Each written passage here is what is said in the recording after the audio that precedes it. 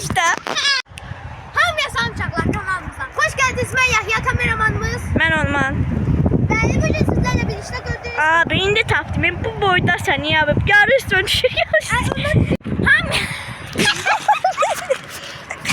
kanalımıza xoş gəldiniz. Mən Yahya bugün.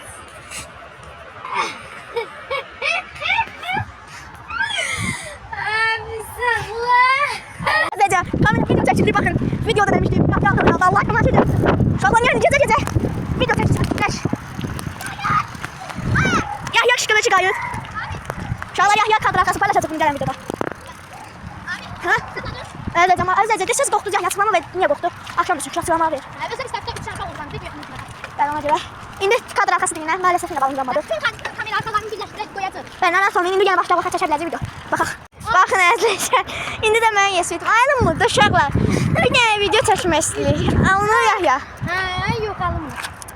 Əzəcə, bu əzləndə biraz pis sözlər alınır bilər. Ona görə üzürlüsən, onları kəsəcək.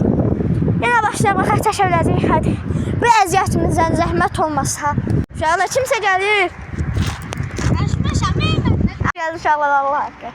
Söndürək Yahya bir dənə. Əzəcə, Kimsə!